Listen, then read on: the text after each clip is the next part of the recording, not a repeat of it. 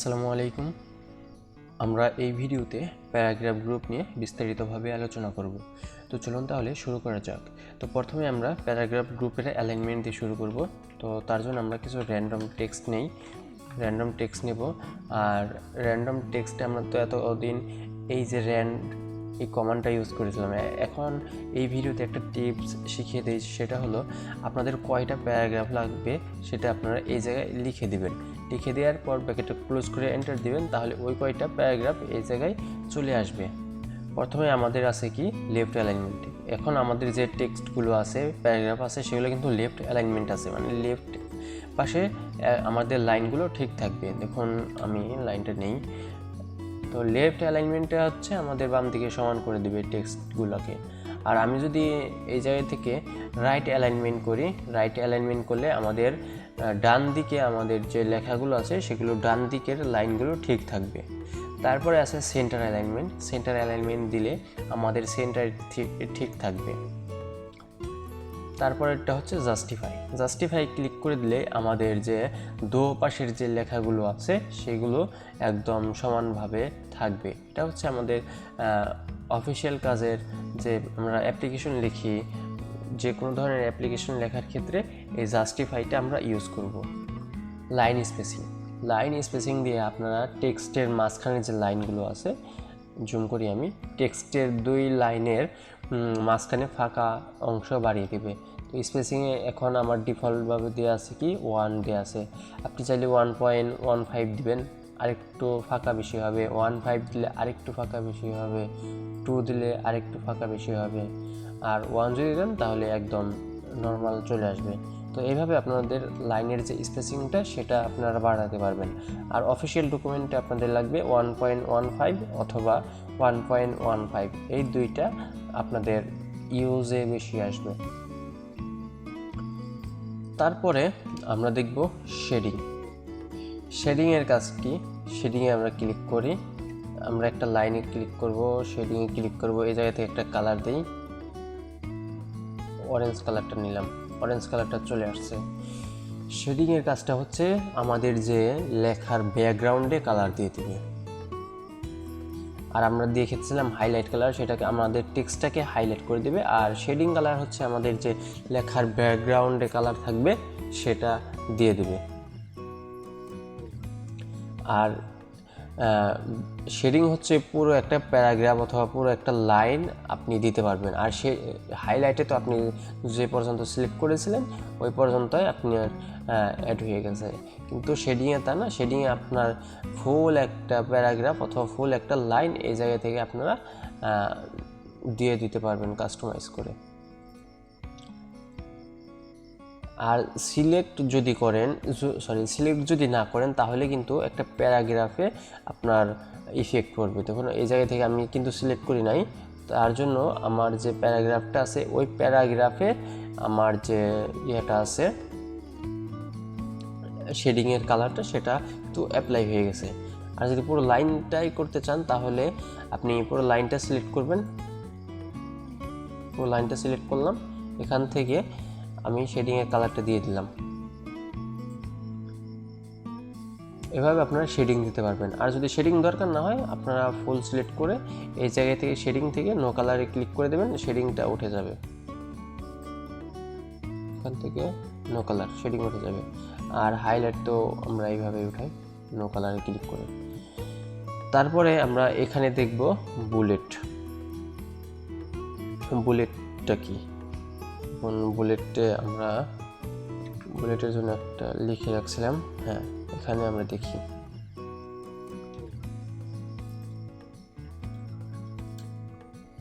তো বুলেট ধরেন আপনি কোনো কিছু বুলেট লিস্ট আকারে তৈরি করতে চান। লিস্ট আকারে তৈরি করতে গেলে আপনাদের এইভাবে কিছু লিখে নিতে হবে। লেখার পর আপনারা ওই পর্যন্ত সিলেক্ট করবেন যে পর্যন্ত আপনাদের বুলেট দরকার হয়। তো এখানে আমাদের কি আছে, হোম ট্যাব আছে। তো এগুলো আমি হোম ট্যাব আমি ফুল সিলেক্ট করি। সিলেক্ট করার পর এখান থেকে আমি যে কোনো একটা বুলেটের লিস্টটা দিয়ে দিলাম। দেওয়ার পর দেখুন আমাদের বুলেটটা কিন্তু অ্যাড হয়ে গেছে। এভাবে আপনার লিস্ট তৈরি করতে পারবেন। এখন আমি চাচ্ছি কি এটা আমাদের সাব লিস্ট হবে একটা, যে হোম ট্যাবের ভেতরে আমাদের আছে ক্লিপবোর্ড। ক্লিপবোর্ডটা আমরা কি করব, ক্লিপবোর্ড আমরা নেব হচ্ছে এই হোম ট্যাবের সাবের আন্ডারে। তো তার জন্য আমরা কিবোর্ড থেকে ট্যাব প্রেস করব। কিবোর্ড থেকে ট্যাব প্রেস করলে আমাদের এটা সাব আন্ডারে চলে যাবে। তারপরে আমাদের আছে ক্লিপবোর্ড গ্রুপের ভিতর আমাদের কি আছে, কাট, কপি, পেস্ট, এই তিনটা আছে। এই তিনটা আমরা সিলেক্ট করে এটা হচ্ছে এই ক্লিপবোর্ড গ্রুপের সাব করব। তার জন্য আমরা কিবোর্ড থেকে যে ট্যাব বাটনটা আছে সেটা আমরা 2 বার প্রেস করব, তাহলে এটা ক্লিপবোর্ড গ্রুপের আন্ডারে সাব হয়ে চলে যাবে। তারপর আমরা ফ্রন্ট গ্রুপে দেখব। ফ্রন্ট গ্রুপ আমাদের কি হোম ট্যাবের ভেতর, তো তার জন্য এখানে ক্লিক করব, ফ্রন্টের যে এটা আছে সেখানে ক্লিক করব, আমরা ট্যাবে প্রেস করব, তাহলে এটা আমাদের হোম ট্যাবের সাবে চলে আসবে। তারপর আমরা ফন্টের আন্ডারে আমাদের কি আছে, এই সবগুলো আছে। তো এগুলো নেওয়ার জন্য আমরা 2 বারে ট্যাব প্রেস করব, তাহলে এগুলো আমাদের যে বুলেটের আন্ডারে চলে যাবে। তারপরে এখন আমি যদি এখানে কোনো কিছু অ্যাড করতে চাই আরও, দেখুন আমি ক্লিপবোর্ড গ্রুপে একটা বাদ গেছে ফরম্যাট পেন্টার। তো আমি যদি পেস্টের নিচে ফরম্যাট পেন্টার অ্যাড করতে চাই, তাহলে আমরা এখানে পেস্টের শেষে মাউসের কার্সারটা নিয়ে ক্লিক করব, কিবোর্ড থেকে এন্টার প্রেস করব, এরকম অটোমেটিক একটা লিস্ট তৈরি হয়ে যাবে। এখন আমরা এই জায়গায় লিখে দেব ফরম্যাট পেন্টার, লিখে দিলাম।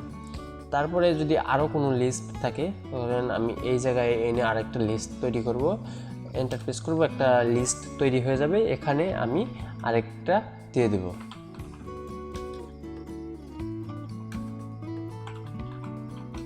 লিস্ট দিয়ে দিলাম। ধরেন আবার যদি আপনি এন্টার প্রেস করেন তাহলে কিন্তু লিস্ট তৈরি হবে। আর এই লিস্ট তৈরি হয়ে গেছে, কিন্তু এখন আপনি কোনো কিছু লেখেননি, কোনো লিস্টের নাম এই জায়গায় দেননি, কিন্তু আপনি যদি এখন আবারও আরেকটা এন্টার প্রেস করেন তাহলে আপনাদের লিস্ট রিমুভ হতে থাকবে। আরেকটা প্রেস করি, আমাদের আরেকটা যদি প্রেস করি আমাদের নতুন একটা সেকশন তৈরি হয়ে গেছে। যে কোনো আপনার বুলেট অথবা নাম্বারিংয়ের ক্ষেত্রে একটা প্রেস করলে নতুন লাইন লেখার জন্য, নতুন বুলেট বা লিস্ট লেখার জন্য একটা অপশান চলে আসবে। তারপরে যদি 2টা ক্লিক করেন আপনাদের অপশানটা চলে যাবে। আমি নতুন করে দেখাই আপনাদের, এই জায়গায় লিস্ট, আমি এই জায়গায় লিস্ট নেই, নাম্বারিং নিলাম, এই জায়গায় আমি স্টাইলটা চেঞ্জ করে দেই। এখন ধরেন আমার এই লিস্টের নিচে আরেকটা লেখা দরকার, আমি দিব 1 লিস্ট, আরেকটা যদি লিখি 2 লিস্ট। এখন আমি যতবার এন্টার প্রেস করব ততবার আমাদের লাইন তৈরি হতে থাকবে। এখন আপনার আর দরকার নেই, এই পর্যন্তই থাকবে। তখন আপনি কি করবেন, 2 বারে এন্টার প্রেস করে দেবেন, তাহলে আপনাদের নতুন আরেকটা সেকশন তৈরি হয়ে যাবে। আমরা বুলেট নিয়েছিলাম এতক্ষণ, বুলেটের যে ফরম্যাটিংটা আছে আপনি চাইলে এখান থেকে ফরম্যাটিংটা চেঞ্জও করতে পারবেন। বুলেটের ড্রপডাউনে ক্লিক করব, এই জায়গায় দেখুন বুলেটের কিন্তু অনেক ধরনের স্টাইল আছে। ধরেন আপনার এই জায়গা থেকে কোনো স্টাইলটাই পছন্দ হয়নি, আপনি কি করবেন, নতুন আরেকটা আপনার নিজের ইচ্ছে মতো একটা বুলেট নেবেন। অ্যারো বাটনে ক্লিক করবেন, ডিফাইন নিউ লিস্ট বুলেটে ক্লিক করবেন, সিম্বলে ক্লিক করবেন। এই জায়গা থেকে আপনাদের ইচ্ছে মতো যে কোনো ধরনের বুলেট আপনি দিতে পারবেন। সিম্বল, এই জায়গায় ফন্টটা চেঞ্জ করে আপনারা নতুন স্টাইল নিয়ে নিতে পারবেন। কারণ আমার এই স্টাইলটা পছন্দ অথবা এইটা পছন্দ, আমি এটার মধ্যে ক্লিক করব, ওকেতে প্রেস করব, অ্যাড হয়ে যাবে। তারপর আপনি ফন্টে ক্লিক করবেন, ফন্টে ক্লিক করার পর এই জায়গা থেকে আপনি ফন্টের কালারটা চেঞ্জ করতে পারবেন। ধরেন আপনি ফন্টের কালার আমি কি দেব, ব্ল্যাকই রাখি, ব্ল্যাক রাখবো। আন্ডারলাইন আমি নান করে দেব, আন্ডারলাইন নান করে দিলে কালার অটোমেটিক চলে যাবে।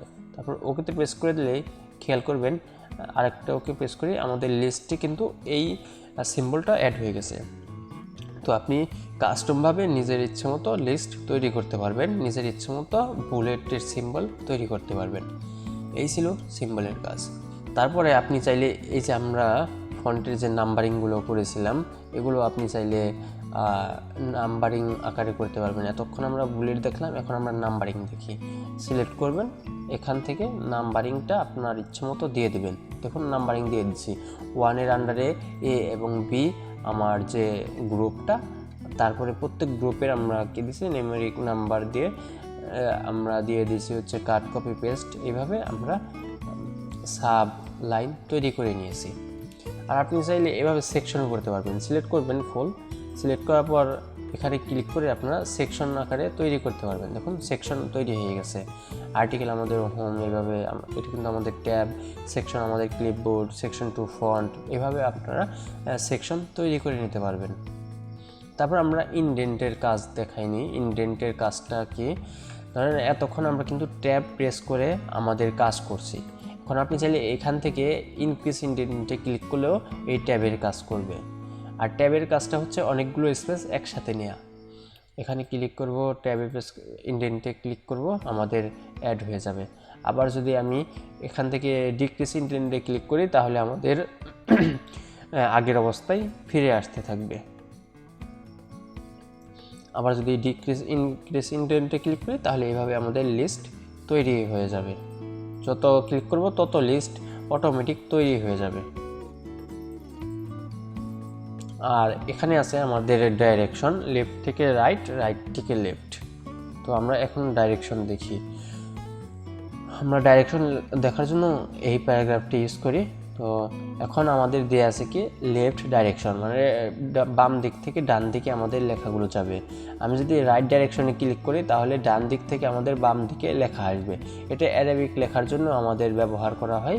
তো আমরা এখন নর্মালি আমরা কি লিখি, আমাদের বাম দিক থেকে ডান দিকে যাই। যখন আমরা এখান থেকে লেফট টু রাইট টু লেফটে ক্লিক করব আমাদের ডান দিক থেকে বাম দিকে লেখাগুলো আসবে। এ হচ্ছে ডাইরেকশনের কাজ। তারপরে হচ্ছে শর্টের কাজ। শর্টের কাজটা হচ্ছে আমি এখানে দেখাই আপনাদের। শর্টের কাজটা হচ্ছে কোনো এলোমেলো লেখাকে সিরিয়াল করার জন্য শর্টের কাজ করা হয়। কারণ আমার এগুলো কিন্তু এলোমেলো আছে, 1 4 5 7 8 5 0 3 6 9, এগুলো কিন্তু এলোমেলো আছে। আমি যদি এগুলোকে সিরিয়ালের মতো করতে চাই তখন আমাকে কী করতে হবে, আগে সিলেক্ট করতে হবে, শর্টে ক্লিক করতে হবে। দেখুন এই শর্ট, এটা আমাদের ক্লিক করব, তারপর আমরা অ্যাসেন্ডিংয়ে ক্লিক করব। অ্যাসেন্ডিংয়ে ক্লিক করার পর ওকেতে প্রেস করব। দেখুন সিরিয়াল মতো চলে আসছে, কিন্তু উপর থেকে সিরিয়াল মতো আসবে। আবার যদি আমি ডিসেন্ডিংয়ে ক্লিক করি, ওকেতে প্রেস করব, তাহলে আমাদের নিচের দিক থেকে সিরিয়াল মতো আসবে, 1 3 4 5 এইভাবে সিরিয়াল মতো আসবে। এভাবে আমরা আমাদের যে ইয়াগুলো আছে টেক্সটগুলো বা নাম্বারগুলো, সেগুলো আমরা এখান থেকে সিরিয়াল মতো করতে পারি। তারপরে লাস্ট একটা অপশন আছে, সেটা হচ্ছে শো এবং হাইড। এই শো এবং হাইডের কাজটা হচ্ছে, ধরেন আমি একটা প্যারাগ্রাফ নিয়ে দেখি আপনাদের।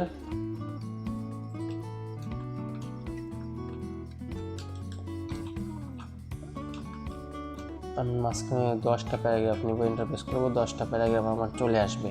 এখন আমি যদি এখান থেকে শো এবং হাইডে ক্লিক করি তাহলে দেখবেন আমার কোথায় কোথায় ইন্টারপ্রেস করা হয়েছে, কোথায় আমার স্পেস দেওয়া হয়েছে, সব শো করবে। দেখুন যখনই কোনো জায়গায় আপনাদের এই ইন্টারপ্রেস করা হয়েছে, এই জায়গায় আপনার এই সিম্বলটা শো করবে। এটা কিন্তু আপনাদের প্রিন্টে আসবে না, এটা শুধু আপনাদের এডিটিংয়ের ক্ষেত্রে দেখাবে। যখনই আপনি কোনো জায়গায় এন্টার প্রেস করবেন তখনই এই সিম্বলটা আপনাদের দেখাবে, মানে বোঝাবে এটা মানে আপনি ওই জায়গায় একটা লাইন ক্রিয়েট করছেন। তারপরে আপনি যদি কোনো জায়গায় স্পেস দেন, স্পেস দিলে আপনাদের ডট ডট দেখাবে। দেখুন আমি যতবার স্পেস ক্লিক করব ততবার ডট দেখাবে। আর যদি আমি কোনো জায়গায় ট্যাব প্রেস করি, আমি পরের যাই, এখন আমি এই জায়গায় শো এবং হাইডে ক্লিক করি, দেখুন আমি কিন্তু এই জায়গায় ট্যাব পেস্ট করেছিলাম, এই যে কাট কপির এই জায়গায়, পেস্টের এই জায়গায়, এগুলো হচ্ছে ইনডেন্ট। কোনো জায়গায় যদি ইনডেন্ট থাকে তখন আমাদের দেখাবে হচ্ছে এই আইকনটা, লেফট অ্যারো দেখাবে। আমি জুম করে দেখাই আপনাদের, এই যে লেফট অ্যারো যে বাটনটা আছে, রাইট অ্যারো সরি, এই রাইট অ্যারোতে আমাদের দেখাবে এটা হচ্ছে ইনডেন্ট, তারপর ডট হচ্ছে স্পেস, তারপর এই আইকনটা হচ্ছে আমাদের নতুন লাইন বা এন্টার। এই ছিল প্যারাগ্রাফ গ্রুপের কাজ। পরবর্তী ভিডিওতে আমরা স্টাইল এবং এডিটিং এই দুইটা গ্রুপ নিয়ে বিস্তারিতভাবে আলোচনা করব। তো ভিডিওটি যদি আপনাদের ভালো লেগে থাকে তাহলে অবশ্যই লাইক, কমেন্ট এবং সাবস্ক্রাইব করে আমাদের পাশে থাকবেন।